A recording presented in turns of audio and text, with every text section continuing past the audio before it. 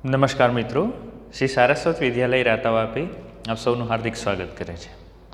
મિત્રો, હું વિશેષ ગોસ્વામી આજે ધોરણ 11 જીવ વિજ્ઞાન પ્રકરણ નંબર 6 વનસ્પતિ સપુષ્પી વનસ્પતિઓની અંતસ્થ રચના વિશે ચર્ચા કરીશ. મિત્રો, ચેપ્ટરની અંદર આપણે ઓલરેડી વનસ્પતિની અંદર જે પેશીઓ છે એના વિશે ચર્ચા કરી ચૂક્યા.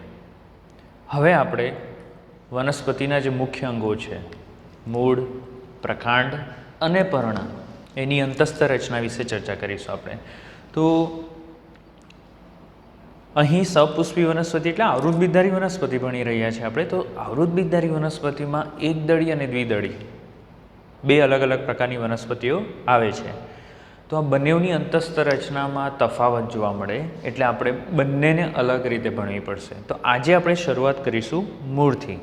તો સપુષ્પી વનસ્પતિઓ અથવા આવૃતબીજધારી વનસ્પતિઓના મૂળની અંતસ્થ રચના. તો તેમાં આપણે ઉદ્વિકાસની દ્રષ્ટિએ જોઈએ ને તો આ દ્વિદળી પહેલાં ઉત્પન્ન થયેલી અને પછી એમાંથી એકદળી ઉત્પન્ન થઈ. તો શરૂઆત શેનાથી કરીશું? દ્વિદળીથી. તો આજનો આપણો જે અત્યારનો શરૂઆતનો ટૉપિક છે મૂળની અંતસ્થ રચના, એની અંદર પેલું છે દ્વિદળી મૂળ. તો દ્વિદળી મૂળની અંતસ્થ રચના જોઈએ તો સૌથી બહારનું જે સ્તર છે આપણે શું કરવાના છે, કેવી રીતે ભણી રહ્યા છે તે તમને સમજાવું છું. તમે આ એક દ્વિદળી મૂળ લીધું છે, બરાબર છે, અને એનો આડો છેદ લીધો છે, બરાબર છે, અને આ જે ભાગ છે આટલો ભાગ, એ ભાગને સ્લાઇડ ઉપર મૂકીને અભિરંજિત કરીને કવર સ્લીપ મૂકીને માઇક્રોસ્કોપની અંદર એનું અભ્યાસ કરવાના છે. તો કયા કયા સ્તરો જોવા મળશે એના વિશે આપણે આજે ચર્ચા કરીશું. તો સૌથી બહારનું જે સ્તર છે એને અધિસ્તર કહેવાય. શું કહેવામાં આવે? અધિસ્તર. તો આ એક દ્વિદળી મૂળનો જે અનુપ્રસ્થ છેદ છે એ અનુપ્રસ્થ છેદ છે. તો આપણે કેવી રીતે ભણશું તે હું તમને સમજાવી દઉં. આ મજ્જા છે, બરાબર છે, મતલબ કે વચ્ચેનો પ્રદેશ છે. મજ્જા નહીં કહેવાય, વચ્ચેનો પ્રદેશ છે. તો આપણે આટલો ભાગ સમજીશું, બરાબર ને? કેક કાપીએ ને તેવી રીતે આટલો ભાગ સમજીશું એટલે બધું જ આવી જશે એની અંદર. ચાલો, તો સૌથી પહેલાં આપણે જોઈએ બહારનું સ્તર. તો સૌથી બહારનું સ્તર અધિસ્તર છે અને તે ઘણા અધિસ્તરીય કોષો, એક કોષીય, ઘણા અધિસ્તરીય કોષો હોય પરંતુ એક જ સ્તરીય હોય. એટલે શું સમજાવું છું. તો બહારનું અધિસ્તર છે મૃદુતકીય કોષોનું બનેલું છે અને એમની વચ્ચે અવકાશ નથી હોતો અને કંઈક આ રીતે ગોઠવાયેલા હોય, બરાબર છે. એમાંથી કેટલાક કોષો આ રીતે બહાર, એક કોષો બહિરુદ્ભેદ પામેલા હોય, બહાર નીકળેલા હોય અને એને આપણે શું કહીએ છીએ? મૂળરોમ કહીએ. શું કહીએ? મૂળરોમ, બરાબર છે. તો આ થયું અધિસ્તર. આ શું થયું? અધિસ્તર. એક જ સ્તરનું બનેલું છે, મૃદુતકીય કોષોનું બનેલું છે, સૌથી બહાર છે અને એના કેટલાક કોષો બહિરુદ્ભેદ સ્વરૂપે બહાર નીકળેલા જોવા મળે છે અને એને મૂળરોમ કહેવાય. મૂળરોમ એક જ કોષનો બનેલો હોવાથી એને એક કોષીય કહેવાય. એક કોષીય મૂળરોમ. ચાલો, અહીં ત્યાર પછી જે આવશે એને બાહ્યક કહીશું. શું કહીશું? બાહ્યક વિસ્તાર. તો બાહ્યક એના પછીનો સ્તર બાહ્યક. તો એ આંતરકોષીય અવકાશયુક્ત પાતળી દિવાલયુક્ત મૃદુતકીય કોષોનો બહુસ્તર છે. એટલે ઘણા બધા સ્તરો આવશે, બરાબર છે. આના પછી અંતસ્તર આવશે. એટલે હું શું કરીશ, અંતસ્તરને પહેલાં હું દોરી દઉં છું અહીંયા,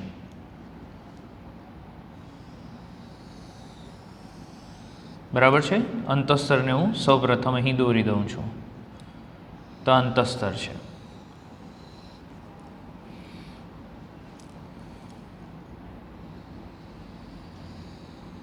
તમારે આકૃતિની પ્રેક્ટિસ કરવાની રહેશે, બરાબર. ચાલો, તો અંતસ્તર મેં પહેલાં દોરી દીધું એટલે શું, બાહ્યક દોરવાનું સરળ પડે. તો બાહ્યક આંતરકોષીય અવકાશયુક્ત, બરાબર છે, પાતળી દિવાલવાળા મૃદુતકીય કોષોનું બહુસ્તર છે. એટલે ઘણા બધા સ્તર અહીંયા જોવા મળશે. એટલે તમારે આ રીતના મોટા મોટા કોષો બતાવી દેવાના. અને આંતરકોષીય અવકાશ તમને દેખાય છે ને બધો? તો એ આંતરકોષીય અવકાશ છે.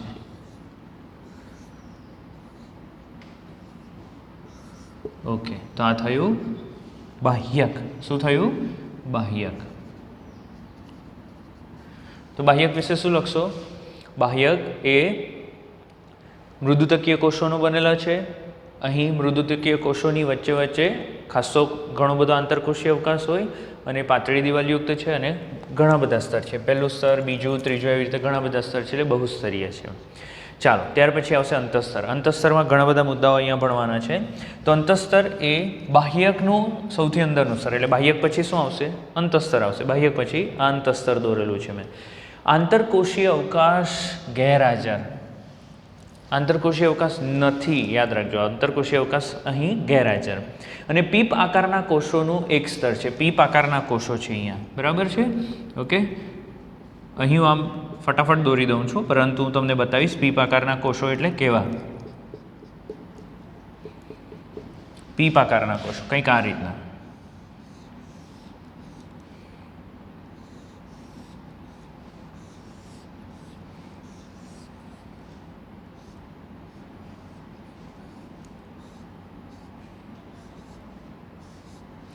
ઓકે, તો પીપ આકારના કોષો આ રીતના કોષો છે, એટલે એને પીપ આકારના કોષોથી બનેલી રચના છે. આંતરકોષીય અવકાશ ગેરહાજર. આ પીપ આકારના કોષો જે છે એ કોષોનું એક સ્તર અહીં જોવા મળશે. આ પીપ આકારના કોષોની સ્પર્શનીય અને અરીય દિવાલ ઉપર. સ્પર્શનીય એટલે આ બે કોષો એકબીજાના જે સંપર્કમાં આવે સ્પર્શનીય દિવાલ કહેવાય, અને અરીય એટલે આ દિવાલ કહેવાય, બરાબર? તો સ્પર્શનીય અને અરીય દિવાલ ઉપર સુબેરીન, લિગ્નોસુબેરીન એવું ઘણી જગ્યાએ લખેલું છે. લિગ્નોસુબેરીન, તેમાં બી મોટો ભાગ સુબેરીનનો છે.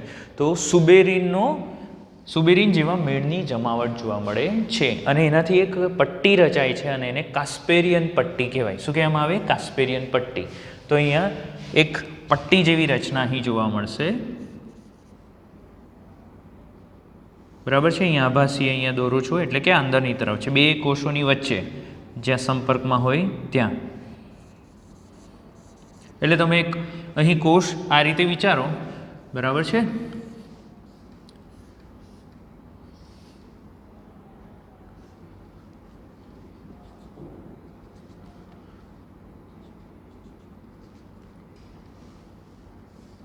તો કાસ્પેરિયન પટ્ટી કંઈ આ રીતની હોય,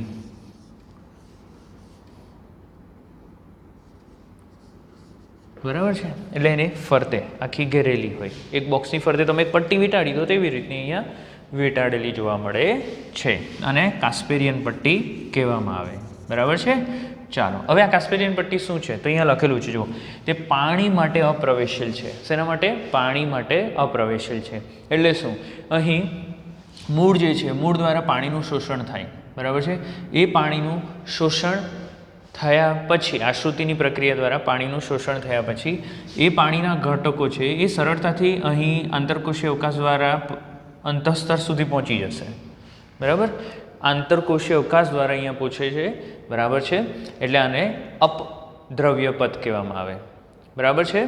ઓકે, તો અહીં સરળતાથી અહીંયા સુધી પહોંચી જશે, પરંતુ જ્યારે તેઓ અંતઃસ્તર પાસે પહોંચે ત્યારે અંતઃસ્તરના કોષો ઉપર આ કાસ્પેરિયન પટ્ટી, સુબેરીનની કાસ્પેરિયન પટ્ટી આવેલી હોય છે, સુબેરીનથી બનેલી અને આ કાસ્પેરિયન પટ્ટી જે છે, કાસ્પેરિયન પટ્ટી પાણી માટે અપ્રવેશીલ હોવાથી હવે પાણી આગળ આંતરકોષીય અવકાશ દ્વારા જઈ શકતું નથી, બરાબર છે? અપદ્રવ્ય પથ દ્વારા જઈ શકતું નથી, બરાબર છે? તો અપદ્રવ્ય પથ દ્વારા પાણી અહીં હવે આગળ વધી શકે નહીં. એટલે પાણીએ જો અંદર દાખલ થવું હોય તો એણે દબાણપૂર્વક કોષમાંથી, કોષની અંદરથી પસાર થવું પડશે. બહાર આંતરકોષીય અવકાશમાંથી ન પસાર થઈ શકે, એટલે કોષની અંદર થઈને પસાર થવું પડશે. કોષની અંદર થઈને પસાર થવું પડે એને સંદ્રવ્ય પથ કહેવાય. આપણે આ ભણીશું સવિસ્તાર, પણ હમણાં સમજૂતી આપી દઉં છું, બરાબર છે? એટલે એ શું થશે? તો કોષની અંદર દાખલ, કોષની અંદર એટલે શું? કોષ દિવાલ અને કોષરસની માંથી પસાર થઈને, કોષરસમાંથી પસાર થઈને પછી એને આગળ વધવું પડે, તો આને સંદ્રવ્ય પથ કહેવાય. પણ અહીં જે આદિદારુ છે, આદિદારુ આપણે હમણાં કરીશું, એટલે જલવાહકની વાત કરી રહ્યા છે ને, તો આદિદારુની સામેના કેટલાક કોષો જે છે એ કોષો ઉપર કાસ્પેરિયન પટ્ટી ગેરહાજર હોય, બરાબર છે? અને આવા કોષોને પથ કોષો કહેવાય. આપણા ટેક્સ્ટબુકમાં નથી આપ્યું એટલે નોંધ કરજો કે અંતઃસ્તરના જે કોષો આદિદારુની સામે આવેલા હોય એ કોષો ઉપર કાસ્પેરિયન પટ્ટી ગેરહાજર અને એને પથકોષો કહેવાય. અને આ પથકોષો દ્વારા પાણી સરળતાથી અંદર દાખલ થઈ શકે. બરાબર છે. ચાલો, પથકોષો શું છે હું તમને બતાવીશ. હવે આગળ જઈએ આપણે. પરિચક્ર. પરિચક્ર એટલે શું? તો આની અંદરનું જે સ્તર છે એને પરિચક્ર. તો અંતસ્તર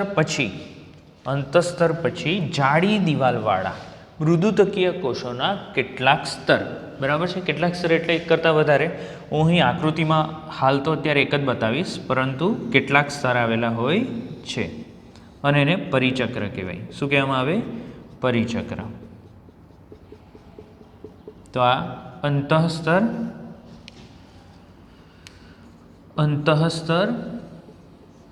અને આ પરિચક્ર. ચાલો, તો આને પરિચક્ર કહેવાય. પરિચક્ર ખાસ યાદ રાખવાનું છે. પરિચક્રના આ કોષોમાંથી દ્વિતીયક વૃદ્ધિ દરમિયાન પાર્શ્વીય મૂળનો ઉદ્ભવ થાય. પાર્શ્વીય મૂળ એટલે શું? તો ભાઈ આ પ્રાથમિક મૂળ હોય અને પ્રાથમિક મૂળમાંથી પછી દ્વિતીય તૃતીય મૂળો ઉત્પન્ન થાય. બરાબર ને? સોટી મૂળમાં આવું જ હોય ને. અને દ્વિદળીય સોટી મૂળનું ઉદાહરણ છે. તો જે પાર્શ્વીય મૂળ ઉદ્ભવે છે, પાર્શ્વીય મૂળનો શરૂઆતમાં પાર્શ્વીય મૂળ નહીં હોય, પ્રાથમિક વૃદ્ધિ દરમિયાન નહીં હોય, પછી ધીરે ધીરે એમાંથી પાર્શ્વીય મૂળ ઉત્પન્ન થાય. એ પાર્શ્વીય મૂળ ક્યાંથી ઉત્પન્ન થાય? તો પરિચક્રના કોષોમાંથી એ ઉત્પન્ન થાય. અને દ્વિતીય વૃદ્ધિ દરમિયાન વાહી એધાની વૃદ્ધિ પણ અહીંથી થાય. વાહી એધા જે નિર્માણ પામશે, તો તમને ક્વેશ્ચન થશે કે વાહી એધા એટલે શું? બરાબર, તો એ આપણે સવિસ્તાર સમજીશું દ્વિતીય વૃદ્ધિ સમયે. પરંતુ અત્યારે ખાલી એટલું યાદ રાખવાનું છે તમારે કે દ્વિતીય વૃદ્ધિ દરમિયાન વાહી એધા જે છે, વાહી એધાની વૃદ્ધિ અહીંથી થાય છે. તો બે વસ્તુ, પાર્શ્વીય મૂળની વૃદ્ધિ અને વાહી એધાની વૃદ્ધિ પરિચક્રના કોષોમાંથી થાય. ઓકે, અહીં જે પાર્શ્વીય મૂળ ઉત્પન્ન થયા, જે પાર્શ્વીય મૂળ ઉત્પન્ન થયા એ અંતરજાત પ્રકારના છે. અંતરજાત પ્રકાર એટલે શું સમજાવું છું. તો એક શબ્દ આવશે મધ્યરંભ. તો અંતસ્તરની અંદરના જેટલા બી ઘટકો છે, એટલે કે પરિચક્ર, પછી અહીંયા વચ્ચે મજ્જા આવશે, જલવાહક આવશે, અન્નવાહક આવશે, ત્યાર પછી ઓકે, તો આ જે ઘટકો, સંયોગી પેશી આવશે. તો આ જે ઘટકો છે એને આપણે શું કહીશું? મધ્યરંભ. એ આપણે વ્યાખ્યા કરીશું. એ જે મધ્યરંભ છે, મધ્યરંભમાંથી મૂળ ઉત્પન્ન થતા હોવાથી એને કહેવામાં આવે અંતરજાત. શું કહેવામાં આવે? અંતરજાત. બરાબર. જે ઘટકોનું નિર્માણ દ્વિતીય વૃદ્ધિ દરમિયાન આ મધ્યરંભ સિવાયના ભાગોમાંથી, બહારના ભાગોમાંથી જો થતું હોય તો એને બહિરંભ કહેવામાં આવે. બહિર્જાત વૃદ્ધિ કહેવામાં આવે. બે તમને ફરીથી સમજાવું છું. અંતરજાત વૃદ્ધિ એટલે શું અને બહિર્જાત વૃદ્ધિ એટલે શું? તો આપણે અંતસ્તરની અંદરના ભાગને શું કીધું? અંદરના ભાગને શું કીધું? મધ્યરંભ. તો મધ્યરંભના કોઈ બી ઘટકમાંથી કોઈક અંગનું અથવા તો ભાગનું નિર્માણ થાય તો એને કહેવાય અંતરજાત. બરાબર છે. ચાલો, અહીં આ જે મધ્યરંભ છે એ સિવાયના કોઈ ભાગમાંથી જો કોઈ ઘટકનું અથવા અંગનું નિર્માણ થાય તો એને બહિર્જાત કહેવામાં આવે. બરાબર, આપણા ટેક્સ્ટબુકમાં નથી, નોંધ કરી રાખજો. ચાલો, મજ્જાની વાત કરીએ તો મજ્જા અહીં નાની અને અસ્પષ્ટ છે, એટલે મજ્જા મારાથી અત્યારે નહીં બતાવાશે. સંયોગી પેશી બી અત્યારે નહીં બતાવીશ. પહેલાં આપણે વાહીપુલ વિશે ચર્ચા કરીએ. આકૃતિ સમજવાની છે ને, એટલે આપણે આકૃતિમાં જે રીતે બતાવી શકીએ એ પ્રમાણે આપણે સમજીએ છીએ. તો વાહીપુલ, અહીં અરિય છે અને બહિરારંભી છે. તો અરિય અને બહિરારંભી એટલે તમને આ વસ્તુ આપણે ભણી ગયા છે. અરિય એટલે શું? તો જુદી જુદી ત્રિજ્યા ઉપર જલવાહક અને અન્નવાહક ગોઠવાયેલા હોય તો એને કહેવામાં આવે અરિય. તો અરિય એટલે કંઈક આ રીતે દર્શાવી શકાય. ચાલો, તો હું અરિય એટલે આ રીતે દર્શાવું છું એને.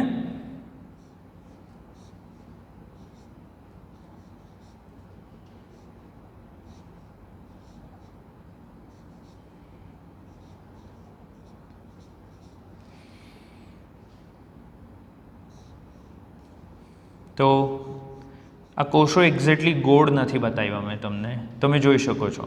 બરાબર છે.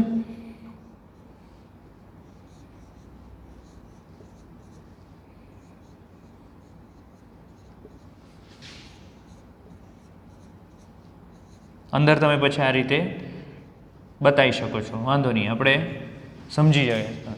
તો તમે જોઈ શકો છો અહીં કે જે આદિદાරු છે એ મેં કઈ તરફ બતાવ્યા? બહારની તરફ, પરિઘ વિસ્તારમાં. તો આ આદિદાරු થયા. બરાબર, અહીંયા લખું છું આદિદાරු. કદમાં નાના છે ને, તો એ કદમાં નાના છે આદિદાරු. અને આ જે બતાવ્યા એ મોટા છે એટલે અનુદારો. તો આદિ દારૂ બાર, અનુદારૂની ચર્ચા જ નથી કરવી. આદિ દારૂ બાર એટલે આ કયા પ્રકારનું થયું વાહિપુલ? બહિરારંભી. કયા પ્રકારનું થયું? બહિરારંભી. ટેક્સ્ટબુકમાં નથી, નોંધ કરજો. બરાબર છે? તો બહિરારંભી. સમજ પડી? હવે આ આદિ દારૂની સામેનો જે કોષ છે આયરો આ, એને પથકોષ કહેવાય. શું કહેવામાં આવે? પથકોષ. કેમ? હમણાં ચર્ચા કરી આપણે કે આદિ દારૂની સામેનો જે આ નહીં, આ તો પરિચક્ર થયું. આદિ દારૂની સામેનો કોષ અંતઃસ્તરનો કોષ એટલે આ, ત્યાર પછી અંતઃસ્તરનો આ કોષ, ત્યાર પછી અંતઃસ્તરનો આ કોષ, અંતઃસ્તરનો આ કોષ. આ જે કોષો છે જે આદિ દારૂની સામેના છે અને અંતઃસ્તરના કોષો છે, એના ઉપર કાસ્પેરિયન પટ્ટી ગેરહાજર અને એને પથકોષ કહેવાય. આ પથકોષનું કામ શું? કે આવી જગ્યાએથી પાણી સરળતાથી અંદર પસાર થઈ શકે. કાસ્પેરિયન પટ્ટી નથી ને એટલે. બરાબર છે? અને આદિ દારૂ એટલે શું? જલવાહક છે. તો પાણી જલવાહકમાં ચાલ્યું ગયું પછી તો કોઈ વાંધો જ નથી. મૂળમાંથી પ્રકાંડ, પ્રકાંડમાંથી પર્ણમાં પાણી ફટાફટ ચાલ્યું જશે. બરાબર છે? યાદ રાખવા જેવી વસ્તુ છે પથકોષ. ઓકે. અહીં કાસ્પેરિયન પટ્ટીની એક વિશિષ્ટતા એ છે, અંતઃસ્તરના કાસ્પેરિયન પટ્ટીની વિશિષ્ટતા એ છે કે પાણી જે છે પાણી પછી ફરીથી બહાર નહીં નીકળી શકે. એટલે પાણીને અંદર ને અંદર રાખશે, બહાર નહીં જવા દેશે. તો એની વિશિષ્ટતા પણ છે. અવરોધક તો છે જ, અપ્રવેશશીલ તો છે જ, પણ પાણી અંદરથી પાછું બહાર પણ નહીં જવા દે. તો ફાયદો પણ છે એનો. ચાલો, સંયોગી. ઓકે, તો આ થયું જલવાહક. બહિરારંભી છે, ખબર પડી ગઈ. કેમ? કારણ કે આદિ દારૂ પરિઘ વિસ્તારમાં, અનુદારૂ મજ્જા તરફ. તો મજ્જા એટલે શું? તો અહીં વચ્ચે જે કોષો આવેલા આ બધા, તો એને મજ્જા કહેવાય. તો તમે જોઈ શકો છો કે મજ્જાનો ભાગ બહુ ઓછો છે અહીંયા, એટલે લખેલું છે મજ્જા નાની, અસ્પષ્ટ છે. ઘણી જગ્યાએ તો એવું લખેલું છે કે ગેરહાજર બી છે. બરાબર? ઓકે. નેક્સ્ટ, અન્નવાહક દર્શાવવાના છે. તો અન્નવાહકને જુદી ત્રિજ્યા ઉપર દર્શાવીશું. તો અહીં હું અન્નવાહક બતાવું છું. તો આ થયા અન્નવાહકના ઘટકો. તમે આકૃતિ આવી રીતે દોરી શકો, કશો જ વાંધો નથી. ઓકે. હવે આ અન્નવાહક અને જલવાહકની વચ્ચે મૃદુતકીય કોષોનો સ્તર આવેલા હોય. બરાબર છે? મૃદુતકીય કોષોના સ્તર આવેલા હોય અને એને સંયોગી પેશી કહેવાય. શું કહેવામાં આવે? સંયોગી પેશી. જલવાહક અને અન્નવાહકની પેશીની વચ્ચે કેટલાક મૃદુતકીય કોષો આવેલા હોય અને એને સંયોગી પેશી કહેવામાં આવે છે. બરાબર છે? તો આકૃતિ અહીંયા કમ્પ્લીટ કરી દેશો તમે એટલે આખું આકૃતિ કમ્પ્લીટ, તમને પૂરેપૂરા માર્ક્સ આને મળી જશે. બરાબર? યાદ રહેશે? ચાલો, એક નોંધ છે અહીંયા કે ભાઈ વાહિપુલમાં જે જલવાહક અને અન્નવાહકની સંખ્યા છે 2 કે 4 હોય. કેટલા હોય? 2 કે 4ની સંખ્યામાં જલવાહક અને અન્નવાહકના સમૂહો જોવા મળે છે. અહીં પછીથી જલવાહક અને અન્નવાહક વચ્ચે એધાવલય બને. તો એધાવલય કેવી રીતે બને હું અત્યારે થોડુંક તમને સમજાવી દઉં છું. આપણે દ્વિતીય વૃદ્ધિ વખતે ફરીથી સમજીશું. તો જલવાહકની બહારના કોષો એટલે પરિચક્રના કોષો અને અન્નવાહકની અંદરના કોષો એટલે સંયોગી પેશીના કોષો, જે સ્થાયી કોષો છે, સ્થાયી કોષો હવે ફરીથી નિર્વિભેદન પામીને, આ શબ્દ આપણે ભણેલા છે યાદ હોય તો, નિર્વિભેદન પામીને વર્ધનશીલ બની જાય. બરાબર છે? એટલે અન્નવાહકની અંદરના કોષો એટલે આ કોષો. બરાબર છે? જલવાહકની બહારના કોષો એટલે પરિચક્રના કોષો. બરાબર? નિર્વિભેદન પામીને ફરીથી કેવા બની જશે?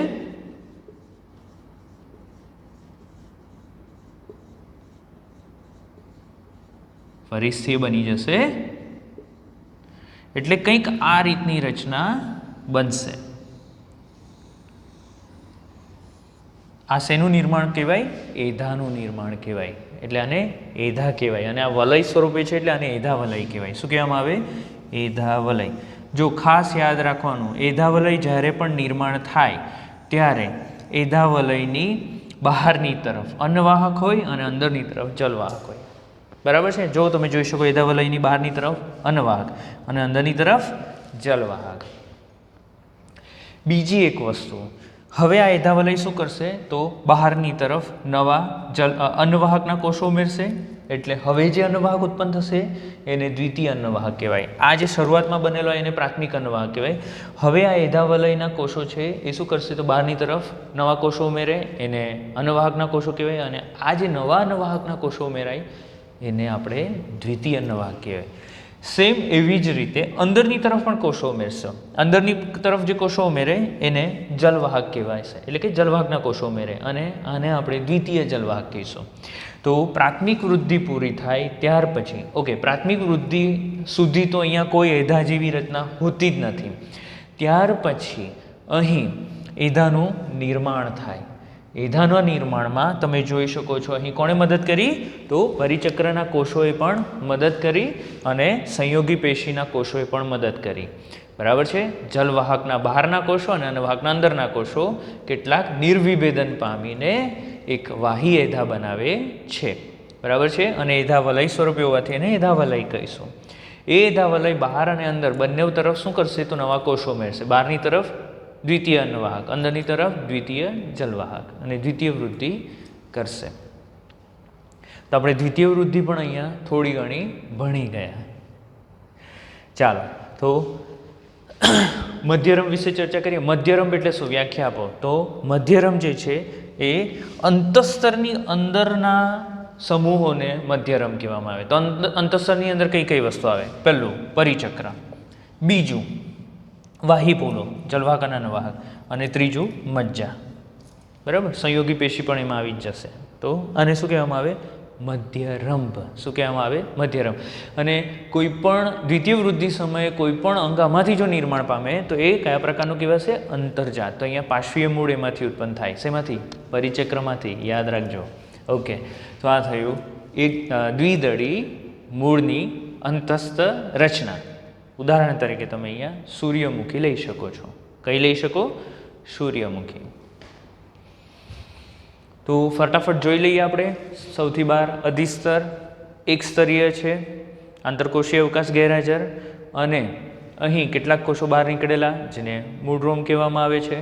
અહીં કોઈ પણ આવરણ હોતું નથી. યાદ રાખજો.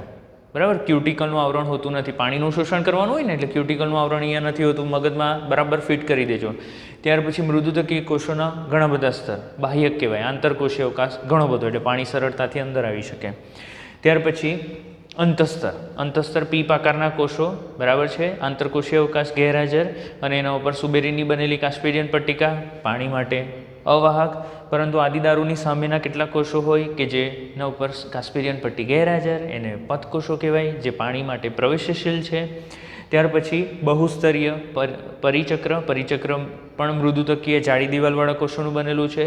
આ પરિચક્રમાંથી દ્વિતીય વૃદ્ધિ સમયે પાર્શ્વીય મૂળ ઉત્પન્ન થાય એટલે એને અંતર્જાત કહેવાય, અને અહીં એધાના નિર્માણમાં પણ મદદ કરે. ત્યાર પછી જલવાહક એ બહિરારંભી પ્રકારનું છે. આદિદારૂ બહાર, અનુદારૂ અંદરની તરફ. અહીં જલવાહક અને અન્નવાહક જુદી જુદી ત્રિજ્યા ઉપર હોવાથી આ અરીય ગોઠવણી કહેવાય. અહીં જલવાહક અને અન્નવાહક વચ્ચે જે કોષો આવેલા એને શું કહેવામાં આવે છે તો સંયોગી પેશી કહેવામાં આવે. મજ્જા ખૂબ નાની અને અલ્પ વિકસિત છે. અને અહીં મધ્યરમ એ પરિચક્ર, મજ્જા અને વાહીપુલથી બનેલું છે. તો આ થયું દ્વિદળી મૂળની અંતસ્થ રચના. હવે આ દ્વિદળી મૂળની અંતસ્થ રચના તમે ભણો ને એટલે એકદળી મૂળની અંતસ્થ રચના આપોઆપ તમને આવડી જ જશે. તો ચાલો આપણે જોઈએ એકદળી મૂળ.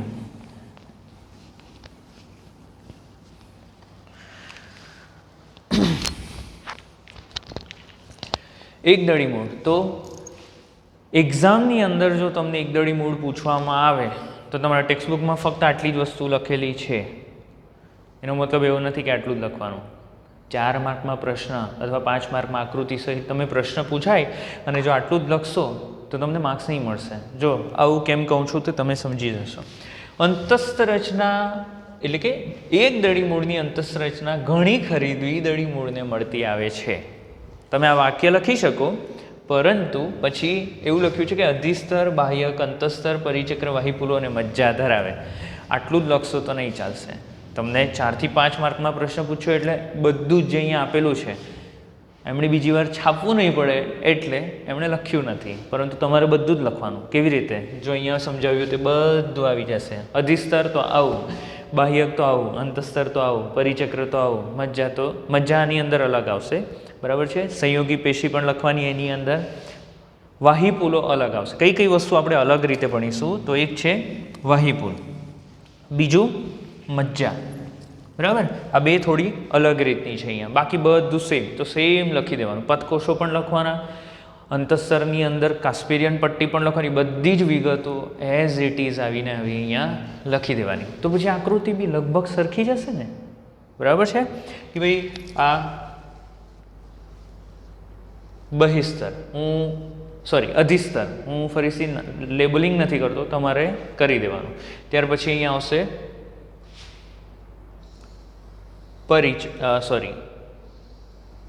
અંતસ્તરના કોષો કે જેના ઉપર પીપાકારના છે અને કાસ્પેરિયન પટ્ટી આવેલી હોય, બરાબર છે. ઓકે,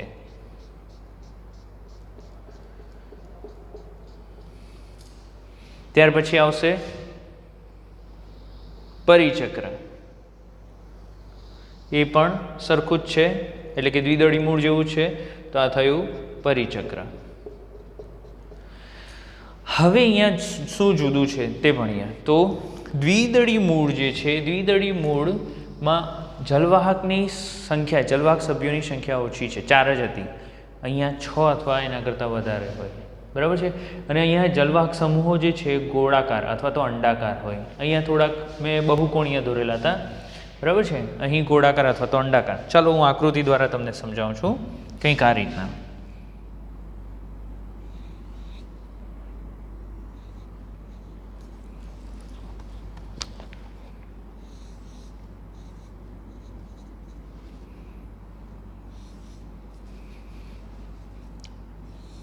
અનુદારો દોરી દેવાના તમારે. 1 2 3 4 5 6, બરાબર છે. થોડું વ્યવસ્થિત રીતે દોરજો એટલે તમને ખ્યાલ આવે, બરાબર છે.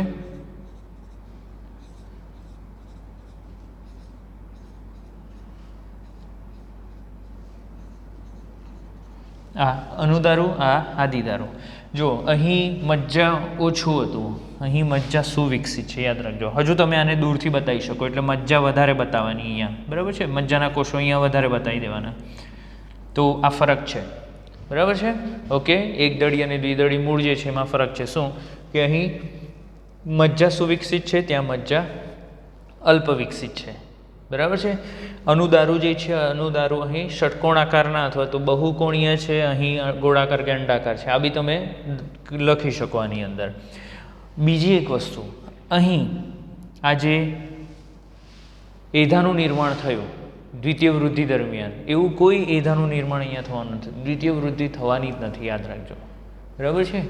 એકદળી મૂળમાં ક્યારે પણ દ્વિતીય વૃદ્ધિ જોવા મળતી નથી. એકદળી વનસ્પતિમાં જ ક્યારે દ્વિતીય વૃદ્ધિ નહીં જોવા મળે, એટલે અહીં એધા નિર્માણ પામશે નહીં.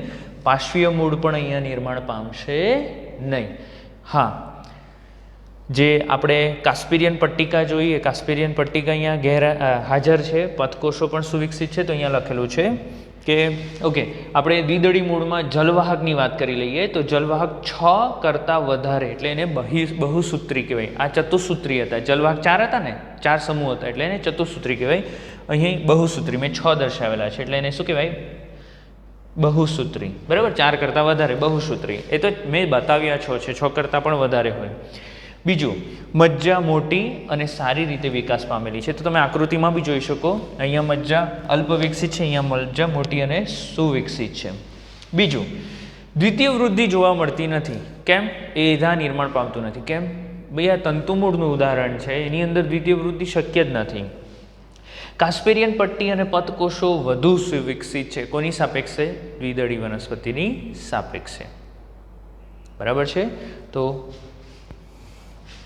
આ થયું એકદળી મૂળ. બાકી બધું સરખું. અર્ય છે, બહિરારંભી છે, આમાં ફક્ત તમારે એટલું લખવાનું કે ચતુસૂત્રીની જગ્યાએ બહુસૂત્રી છે. મધ્યરમ પણ સેમ આવશે. પરિચક્ર, વાહિપુલો અને મજ્જાથી બનતી રચનાને આપણે શું કહીશું? મધ્યરમ. હવે કેટલીક વિશેષતા આની અંદર જોવા મળે તો ઓર્કિડ એક ઉદાહરણ છે. ઓર્કિડ અને વંદો. તો એની અંદર જે બહિસ્તર છે, એ બહિસ્તર આપણે બહિસ્તર એટલે કે અધિસ્તર છે. તે અધિસ્તર જે છે, અધિસ્તર એક જ સ્તરીય હોય ને, પરંતુ ઓર્કિડ જેવી વનસ્પતિમાં અધિસ્તર બહુસ્તરીય બની જાય. કેવા બની જાય? બહુસ્તરીય. અને આ પ્રકારની રચનાને વેલામેન પેશી કહેવાય. શું કહેવામાં આવે? વેલામેન પેશી. આ વેલામેન પેશી જે છે, વેલામેન પેશી શું કરે? તો ભાઈ ઓર્કિડના મૂળ જે છે એ અધ્ધર લટકતા હોય.